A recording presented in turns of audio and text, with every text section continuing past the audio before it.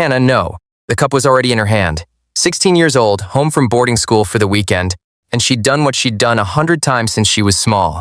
Drifted past her father's desk and scooped up his teacup to steal a sip. The way daughters do, the way she'd always done. Except this time my whole body went off like an alarm before my brain could spell out why, and the tray I was carrying hit the floor. And I crossed that study faster than I've ever moved in my life and knocked the cup clean out of Hannah. Merrick's fingers, it shattered against the leg of the desk. Tea everywhere, brown and steaming across the antique rug, and the whole room froze and stared at me. The clumsy housekeeper who just smashed a 100-year-old teacup and slapped a senator's daughter's hand for no reason on God's earth that any of them could see. But I had smelled it. Under the bergamot and the honey, faint and sweet and chemical and wrong. A smell I'd spent 2 years of nursing school and a childhood at my mother's elbow learning to be afraid of. A smell that does not belong in a cup of tea. A smell like crushed bitter almonds laid over something that made the back of my throat tighten just from the steam. Somebody in that house had put death in the senator's cup, and his little girl had nearly swallowed it instead. If you've ever known something was wrong, known it in your gut, in your bones, the way you know your own name, and watched every single person with more money and more power than you wave you off, like you were nothing, then stay with me, because this is a story about the day being nobody almost cost a child her life, and being nobody is exactly what let me save it. And if you've ever been the only one in the room who saw the truth, do me a kindness and hit subscribe right now, before the rest of this unfolds. Because what happened over the next 3 weeks, I still can't fully believe, and I lived every minute of it. Let me tell you who I was before that teacup hit the floor. Teresa, 28 years old that spring, and for 14 months I'd been the live-in housekeeper at the Merrick Estate, a white columned house on 9 acres outside the capital that you've probably driven past without knowing it, because the people who live in houses like that pay good money to stay invisible behind their hedges. Senator Paul Merrick, 3 terms in office, his face on the news most weeks, the kind of important where men carried his bags and women fixed their hair when he walked in. To the country, he was a voice on the floor of the Senate. To me, he was a man who left his coffee cups in 7 different rooms and had never once, in 14 months, asked me my name. I was the woman who made the beds. I was furniture that dusted the other furniture. Here's the thing they didn't know about their furniture. Before the mops and the silver polish, I'd spent 2 years in nursing school. Top of my class, actually, before the money ran dry. My mother was a nurse, 30 years on the cardiac floor at Mercy General, the best I ever knew. And she raised me in the language of medicine the way other mothers teach recipes. The smell of every drug on the cart. The sound a breath makes when it's in trouble. The little signs a body throws up when something's poisoning it from the inside. Signs most people miss. I was going to be her, my mother. That was the plan. And then she got sick herself, the cruel fast kind. And the savings went to her care. And there was no money left for tuition. And somewhere in the middle of burying her, I became a person who cleans houses instead of a person who heals people. The only thing I kept from all of it was her watch. A little nurse's fob watch, the kind that pins to your chest and hangs upside down so you can read it while you take a pulse. Worn silver, her initials on the back. I pinned it inside my apron every single day, against my heart where nobody could see it. On the hard mornings, I'd press my hand flat against it through the cloth and remember that I'd once been somebody who knew things. Hold on to that watch. It matters more than I knew. So that's the woman who walked into Senator Merrick's study that evening with the tea. A maid with a nurse's nose and a dead mother's watch over her heart, carrying a tray for a man who'd never learned her name. And I need you to understand, I'd been afraid for weeks before that cup ever shattered. For about 2 months, Senator Merrick had been sick. Not dramatically, quietly in the way that's so much worse. It started with him being tired in a way sleep didn't fix. Then the stomach trouble, the bouts of it that kept him home from votes. Gray under the eyes, a tremor in his hands some mornings that wasn't there in the afternoons. He saw 3 different doctors, important ones, the kind who come to the house, and they ran their tests and scratched their heads and called it stress, called it his age, called it a dozen things that weren't quite anything. Prescribed rest. But I'd watched my mother read bodies for 30 years, and I'd half learned to read them myself, and the longer it went on, the more a cold little voice in the back of my head kept saying the thing I didn't dare say out loud. These aren't the signs of a man getting older, Teresa. These are the signs of a man being poisoned slow. The fatigue, the gut, the tremor, the confusion that came and went. Laid out together, they made a shape, and the shape frightened me. Twice I'd nearly said something. Both times I'd looked at who I was, the maid, the help, a girl who never finished her degree, and looked at who they were, and swallowed it. Who was going to believe the housekeeper diagnosing a United States senator that 3 specialists couldn't? They'd have laughed me out the door, and I needed that door. The money I was scraping together, dollar by dollar, was going to put me back in nursing school. That dream was the only thing I had left, and a hysterical maid making poison accusations against her employer would lose it in an afternoon. So I kept quiet. God forgive me, for 2 months I kept quiet, and I have to live with how close my quiet came to costing Hannah her life. There was one afternoon, about 3 weeks before the cup, that haunts me worst. The senator had stayed home from a vote 2 weeks ago, and I'd brought him broth in the study, and I found him standing at the window with the saucer rattling in his hand, looking out at the lawn with a kind of lost expression, and he turned to me and said, "Have we met? You'll forgive me. I'm having trouble with names today. A man 3 terms in the Senate who argued bills from memory on the floor, couldn't hold the thought of who I was for the length of a sentence, the confusion that comes and goes. My mother's voice in my head, clear as a bell. That's not age, Teresa. That's a brain being interfered with. I took the rattling saucer from him gently and sat him down and checked his pulse with 2 fingers at his wrist out of pure old habit thready. Too fast, and for a moment I came so close to saying it. Sir, I think someone is doing this to you. The words were right there behind my teeth, and then Celeste swept in from the hall and said brightly, "There you are. Teresa, I'll take it from here," and took the broth and gave me that smile, and I looked at her and looked at him and looked at the door I needed to keep, and I went back to my dusting.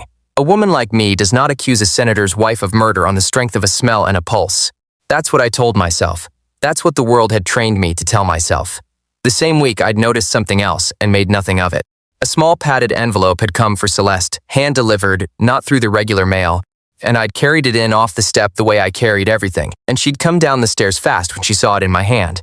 Too fast, and taken it from me without a word and gone straight back up. Plain envelope, no return address, weighed almost nothing. I forgot it inside the hour, because the invisible carry 100 such nothings every day. It would be 6 weeks before I understood I'd held the thing that was killing him in my own 2 hands and handed it to her with a polite little nod. The other thing I'd noticed and said nothing about was the tea. For 14 months, the senator's evening tea had been mine to make. Earl Grey, honey, a splash of milk, every night at 8 while he worked in the study, my job, my little ritual. But about 6 weeks before that night, right around when his illness took a turn, his wife had started insisting on making it herself. "I like to do this one thing for us," Celeste would say, with that smile of hers that never reached her eyes, taking the kettle out of my hands. "A wife should still do something with her own hands, don't you think, Teresa?" And I'd hand it over. Because what do you say to that? And I'd think nothing of it. Because a woman making her husband's tea is the most ordinary thing in the world. It is not the most ordinary thing in the world when the husband is dying by inches and nobody can say why. Celeste Merrick was the senator's second wife, younger than him by a good 15 years. Beautiful the way money makes people beautiful. All smooth surfaces and careful lighting. The senator's first wife, Hannah's mother, had died of cancer when Hannah was 9, and Celeste had come along 2 years after that, and Hannah had never once, in the time I'd worked there, called her anything but Celeste, said flat and cool. The girl wasn't fooled. Children aren't about stepmothers who married for the wrong reasons. There was no warmth in that marriage that I ever saw, just 2 people occupying a beautiful house. And lately, not even much of that. The senator working later and later, Celeste on her phone in the garden at odd hours, voice low, hanging up fast when I came near. None of it was my business. All of it I filed away the way invisible people file everything away, because when nobody sees you, you see everything. The evening it happened, Celeste had made the tea herself, same as she had for 6 weeks. But she'd been called to the phone, another of those low garden calls, and she'd left the cup steeping on the sideboard, and the senator had buzzed for someone to bring it through. So the cup came back into my hands for the first time in a month and a half. I picked up the saucer to carry it to his desk, and the steam came up into my face, and every alarm my mother ever built into me went off at once. You know the rest of that part. The tray hit the floor. Hannah's hand reached out of nowhere for Father's cup, and I moved. What I want you to understand is what it cost me in the 4 seconds after the cup shattered, because the room turned on me instantly. "Teresa!" The senator was on his feet, and he wasn't grateful. Why would he be? To him, a clumsy servant had just smashed his cup and frightened his daughter. Half to death. What in God's name is the matter with you? Are you out of your mind? Hannah was holding her hand where I'd knocked it, staring at me like I'd grown horns. What is wrong with you? And Celeste. Celeste came back through the door at exactly that moment, taking in the spilled tea and the broken china and the shaking maid, and something flickered across her face so fast that I almost missed it. Not anger, not confusion. For 1/2 of 1 second before the performance came down over it, Celeste Merrick's face showed pure white, the animal fear, and then it was gone, smoothed over, replaced with cool concern. "Oh, Teresa," she sighed, the way you sigh at a child who's wet the bed. "What have you done now?" "Don't," my voice was shaking, but the words came. "Don't anybody touch the tea, please. There's something in it." I smelled it. It's in the tea, sir. I think you've been. She thinks I've been. Psst. What? The senator's face went from anger to disbelief. Are you seriously standing in my house accusing? Senator, please. Hands up. Trying to make myself calm, trying to sound like the nurse I almost was instead of the maid I was. I trained 2 years in nursing before I came here. I know what I smelled. Bitter almonds under the bergamot. That smell does not come from tea. It doesn't come from anything in a kitchen. It comes from something that can stop your heart. And you've been sick for 2 months in ways 3 doctors can't explain. The tiredness, the stomach, the tremor, the confusion. Please, sir, I've been too scared to say it, but those are the signs of someone being poisoned a little at a time. And tonight there was more of it than usual, and your daughter almost. That is. Enough. Celeste's voice cut across mine like a blade, and she'd recovered completely now, was already moving, already bending toward the spill with a cloth snatched off the sideboard. I won't stand here while the help has some kind of breakdown in front of Hannah. Paul, she's clearly unwell. Let me just clean this up and we'll… No. The word came out of me louder than anything I'd said in 14 months in that house. I put myself between Celeste and the broken cup, and I will never forget the look she gave me, close up, just 2 of us is for a flash. The look of one animal that has just understood another animal is in its way. Don't clean it. Don't touch it. That spill needs to be tested. The cup needs to be tested. If I'm crazy, then I'm crazy, and you can fire me tonight and I'll go. But if I'm right, that rug just saved his life and you wiping it up would destroy the only proof. The study went dead silent. And here is the moment the whole thing turned, the moment I think about most. It wasn't the senator who broke that silence. It was Hannah. 16 years old, hand still red where I'd struck the cup away. Hannah, who'd been staring at her stepmother's face during all of this. The way kids stare, the way kids see. In a small voice, she said, "Dad, Celeste's hands are shaking." And then smaller. Why is she trying so hard to clean it up? A child noticed. A child who'd spent 5 years watching a stepmother she never trusted. Noticed what every important adult in that room had missed. The senator looked at his wife. Looked at the cloth shaking in her hand. Spill she was so desperate to erase. The maid standing guard over a puddle of tea like it was made of gold. And 40 years of political instinct, the gut that had kept him alive in a brutal business, did something his pride didn't want it to do. It started very slowly to believe me. If your stomach is in a knot right now, if you're leaning toward your screen, tell me in the comments where you're reading this from and whether you have had the nerve to stand your ground in that room. Be honest, I almost didn't. Every part of me that had survived 2 months of silence was screaming at me to apologize, to clean it up myself, to make the scene go away. The only thing that kept my feet planted was a dead nurse's watch over my heart and the memory of a little girl's hand reaching for that cup. The senator called the police himself, not his private security, the actual police, and then a call to someone higher than the police because men like him have those numbers. The cup, the saucer, the soaked square of rug I'd guarded, all of it went into bags, handled by people in gloves. Celeste, who'd gone very still and very pale, said she was going to lie down, that this was all insane. She'd be in her room. Nobody stopped her leaving. There was no proof yet. There was only a maid's nose and a daughter's question and a senator's slow dawning dread. The house filled up with strangers that night. Lights in the driveway, low voices in the hall, a woman in a windbreaker photographing the study from 6 angles. Through all of it, I sat where they put me, on a hard chair in the kitchen, holding a cup of water I couldn't drink, and I watched Celeste hold court in the next room, composed now, dabbing at dry eyes, telling the officers in a tremulous voice how frightening it was, how poor Teresa had been deteriorating for weeks, how she'd begged Paul to get the girl some help. She was good. I'll give her that until the day I die. Watching her work that room, I understood for the first time that I wasn't up against a panicked killer who'd slip up. I was up against a performer who'd been rehearsing my downfall as carefully as she'd rehearsed his. At one point, she passed through the kitchen for a glass of water, and we were alone for 3 seconds. And she leaned close as if to comfort me and said very softly, so only I could hear, "You should have just cleaned it up, Teresa." Then she squeezed my shoulder for the watching officers and walked out. That was the whole of her confession to me, and the only one I'd get for 11 days. "You should have just cleaned it up." I thought, walking back to my little room over the garage that night, that I'd done the right thing, and the worst would be losing my job over a false alarm. I had no idea the worst was just getting started, because when the results came back 2 days later, and they came back fast, given who the victim was, and the lab confirmed there was enough poison in that single cup to kill a grown man twice over, the question every investigator in that house immediately wanted answered was not, who would want to hurt the senator? The question was, how did the housekeeper know? How did the maid know to smell it? How did the maid know what it was? Who has nursing training and a trained nose for poisons and access to the kitchen and handles the man's tea every night? Who in fact had handled the cup that very evening, had been the last person touching it before it shattered. The spotlight that should have swung straight to Celeste swung, instead, onto me. I want you to sit with how that felt. I'd saved a child's life. I'd guarded the evidence with my own body.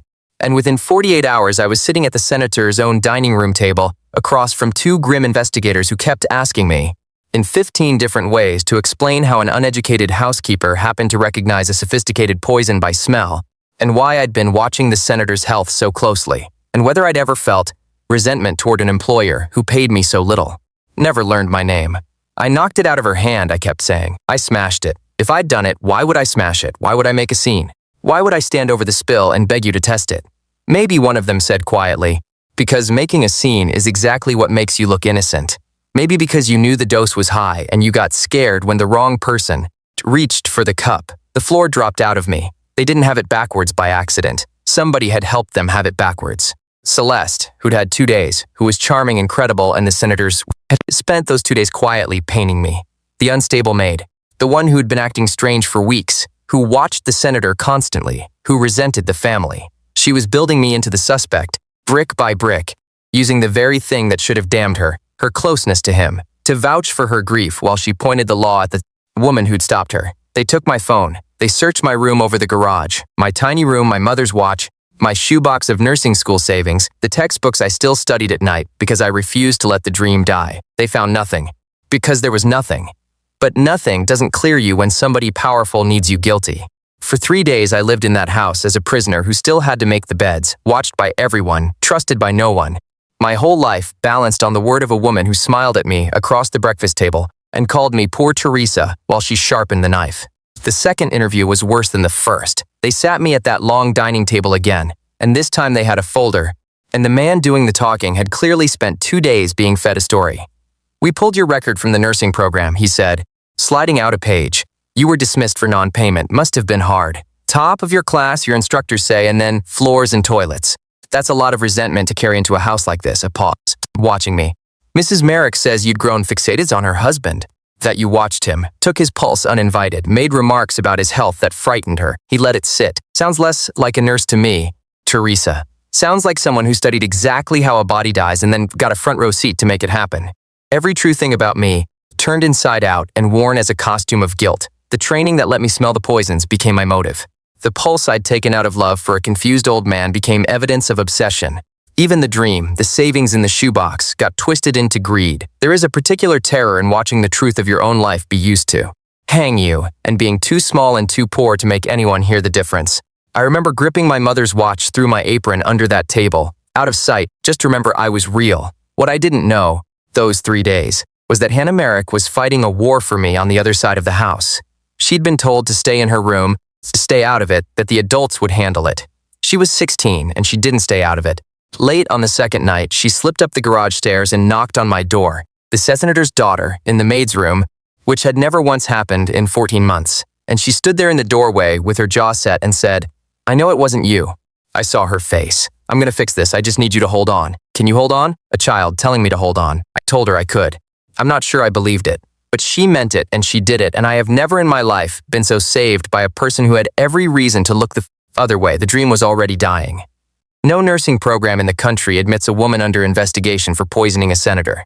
14 months of scraping, my mother's whole legacy, all of it circling the drain, and the worst part, the part that kept me up those 3 nights, was that I'd done it to myself. I could have stayed quiet one more time. I could have let the maid be furniture. Being right was about to cost me everything I had left. What saved me wasn't the senator, it was the girl. Hannah Merrick was 16, and her stepmother had just tried to kill her father and very nearly killed her by accident. And Hannah was not going to let the woman who'd saved her get railroaded for it. She'd seen Celeste shaking hands. She asked a question that turned her father's head. And while the investigators were busy building their tidy case around the maid, Hannah did what the rich know how to do and the poor never can. She made noise. She called her father's lawyer, the family's real lawyer, not the cops, and she said 3 words that changed the direction of everything. Look at Celeste. She told them about the affair. 16-year-olds know things. They're invisible too, in their own way, drifting through houses where adults forget to lower their voices. Hannah had known for months that Celeste was seeing someone, had seen the texts over her stepmother's shoulder, had heard the garden phone calls, had pieced together a name, And once the lawyer pushed, and the investigators were embarrassed enough to actually look in the right direction, the whole rotten structure came apart in about a week, the way these things do once somebody finally pulls the right thread. Once they looked, it was everywhere. The man on the other end of the garden calls turned out to be a fellow named Lyle Brandt. The pharmacist Celeste had met at a fundraiser, which is its own kind of sick joke. She hadn't even had to learn the smell herself. She'd had a man who handled such things for a living. The hand-delivered envelopes I'd carried in off the step traced back to him. The phone Celeste thought she'd wiped gave up its ghosts the way phones always do. There were messages, deleted but recoverable, where the two of them spoke in a careful little code about Paul's appetite and increasing the dose, and, 3 days before the cup, a single line from Celeste that the prosecutor would later read aloud in a courtroom. After this week, it's done, one way or another. The doctors who'd been baffled for 2 months were shown what to test for and found, in the senator's old blood samples they'd kept on file, steady fingerprints of exactly what I'd smelled, a slow climb, week over week, matching the calendar of when Celeste had taken the kettle out of my hands. My nose hadn't been a maid's hysteria after all. It had been the only working instrument in a house full of people too important to believe it. Here's what had really been happening in that beautiful house behind the hedges. Celeste had married Paul Merrick for exactly what you'd think. But there was a prenup, an ironclad one, because the senator was no fool about money even when he was a fool about love, and that prenup said that if they divorced, Celeste walked away with almost nothing. A car, a small settlement, a return to the ordinary life she'd clawed out of. But if she was his wife when he died, that was a different story entirely. As his widow, she'd inherit the estate, the accounts, the life insurance, all of it. Wife who leaves, nothing. Widow who grieves, everything. And 2 months before that teacup shattered, Paul Merrick had found out about the affair. He told Celeste, quietly, that he wanted a divorce, that he'd be filing after the session ended, that she should prepare herself. He thought he was being civilized. He thought he had time. What he didn't understand was that he'd just started a clock, because the moment that divorce was filed, Celeste lost everything, and the only way to be a widow instead of a divorcee was to make sure he never lived to file. So she'd started with the tea. Slow at first, a little at a time, enough to make him sick and weak and confused, enough to look like illness, enough to soften him up, so that when the final larger dose came, his failing body would simply give out and 3 baffled doctors would sign it off. As the heart of a stressed old man finally quitting, she'd taken over making his tea 6 weeks in, so no one else's hands were ever on the cup. She had it all planned to the inch. What she did not plan for, what no careful murderer plans for, was that the one night she got called to the garden and left the cup unattended, the maid would carry it, and that the maid would happen to be a nurse's daughter with 2 years of training and a nose that knew the smell of death, and that a 16-year-old girl with a habit of stealing sips of her father's tea would reach for that exact cup at that exact moment, forcing a woman who'd trained herself into stillness to move. The dose that night was the big one, the finishing dose.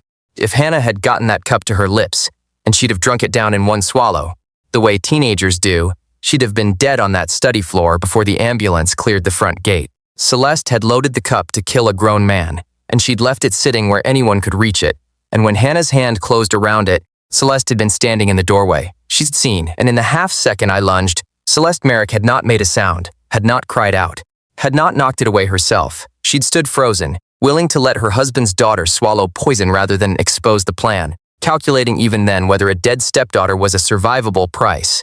That's the part the senator couldn't forgive, not the affair. Not even the attempts on his own life. The thing that broke Paul Merrick that I watched break him was understanding that the woman who shared his bed had stood in a doorway and watched his child reach for death and chosen her own skin. He'd have given her the divorce. He'd have given her money. All she'd had to do was want him gone in the ordinary, cruel way people want each other. Gone. Instead, she'd chosen to make a widow of herself over his corpse and to count his daughter as acceptable collateral. They arrested Celeste Merrick 11 days after the cup hit the floor. The package I'd half noticed weeks before, the secretive deliveries. The lover who turned out to be helping her, the searches on a phone she thought she'd cleaned. It all came together into a case that no amount of charm could smile its way out of. She's serving a sentence now measured in decades, in a place with no garden to take phone calls in. The lover took a deal and testified. The prenup she'd murdered to get around held up just fine in the end. The widow's fortune she'd killed for went, by the terms of it, to the one person she'd been willing to sacrifice, Hannah. There's a justice in that so clean it almost frightens me. And me? The maid the investigators had been 3 days from arresting? If this story has its hooks in you, do something for me before I tell you how it ends. Share it with one person who's ever been blamed for sounding the alarm, who did the right thing and got treated like the criminal for it. because they need to hear that sometimes the truth claws its way out anyway. Send it to the friend who always notices what everyone else misses. And if you're not subscribed yet, now's the time, because I've got more of these coming and they're all true to the bone. Senator Paul Merrick changed after. You can't watch your daughter's hand reach for the poison your wife meant for you. You can't watch the woman who pours your tea try to make a widow of herself and walk out the other side the same man. The senator who'd never learned my name in 14 months learned it that month. And then he did something with it I never expected. He didn't offer me money. I want to be honest with you about that, because I know how these stories usually go, and the truth is better. He called me into the study, the same study, new rug, and he sat across from me not like an employer and not like a senator, but like a man who'd been handed back his own life and his daughter's. And he asked me one question. What was the dream, Teresa, before this house? What did you give up to come clean my floors? So I told him about my mother, 30 years on the cardiac floor, about the 2 years I'd finished at the top of my class, about the watch pinned over my heart, and the textbooks I still read at night by the lamp in my little room over the garage, refusing to bury the last of her with the rest. About how I'd almost stayed silent because saving him meant risking the only thing I had left, the chance to someday be what she was. Paul Merrick listened to all of it, and then he made some calls, the kind of calls a man like him can make, the kind I will never be able to make for myself. And within a month, I was back in nursing school. Not on his charity. He was careful about that, careful in a way I respected. He set up a scholarship through the hospital where my mother had worked in her name, the Elena Reyes Memorial Scholarship for returning students, and he funded the first one and made sure the second and third and 10th would come after me, so it wasn't a gift to one maid but a door held open for women like us, the ones who get pulled out of school by life and told the dream is over. I was the first to walk through it. I won't be the last. That was 4 years ago. I'm a nurse now, cardiac floor, same as my mother. At a hospital not far from where she spent 30 years of her life learning to read bodies the way I read that cup of tea. My mother's fob watch is pinned to my scrubs every shift over my heart, where it's always been, except now nobody has to be invisible to wear it. On my first day, I pressed my hand flat against it the way I used to on the hard mornings, and for the first time in years I wasn't remembering who I used to be. I was being her, out loud, in the light. 6 months into the job, I caught something, an elderly man post-surgery supposed to be stable, and I walked into his room with his evening meds, and the air felt wrong to me the way the tea had felt wrong. A smell, faint, fruity, that shouldn't have been on his breath, and a confusion in his eyes that the chart didn't explain. The newer nurse on with me said his vitals were fine, the monitor was fine, I was probably tired. The old training kicked in. Trust the thing you know. I didn't shrug, I didn't clean up the spill to make the moment easier. I planted my feet and I made them run the test, and his blood sugar had crashed so far and so fast he'd have been gone by morning, and we caught it because a smell didn't sit right with a woman who'd learned the hard way never to talk herself quiet again. His daughter hugged me in the hallway and cried. I went into the supply closet after and cried too, a little, for a different reason. My mother would have caught it. I caught it. Same snows, same watch. The dream wasn't just back. It was paying itself forward, one breath at a time. Hannah Merrick is in college now, pre-med. She wants to be a doctor. She tells anyone who'll listen that a housekeeper saved her life with a nose and a nerve, and she calls me every couple of weeks, and last summer she did 100 hours of volunteer work on my floor, following me around in borrowed scrubs, learning the smells. We don't talk much about Celeste. Some things you just carry quietly. But Hannah did say to me once, late on a slow night shift, you knew for 2 months and you were scared to say anything. I get it. I'm not mad. But Teresa, when you finally did say it, you said it loud. She bumped my shoulder. Be the loud one.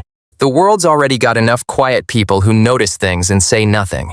Here's what I carry out of all of it, and what I want to leave with you. The world spends a great deal of effort teaching certain people to doubt themselves. If you're poor, if you clean the floors, if you never finish the degree, if nobody ever bothered to learn your name, you get trained, a little more every day, to believe that what you know doesn't count, that the experts know better, that the smart thing and the safe thing is to keep your head down and your mouth shut and let the important people handle it. For 2 months, I let that training win, and it nearly killed a man and his daughter both. What I understand now is that being overlooked isn't only a wound, it's a kind of sight. The person nobody watches is the person who watches everything. The one they don't bother to explain things to is the one who notices the things that free hiding. Your knowing is real even when nobody powerful will sign off on it, especially then.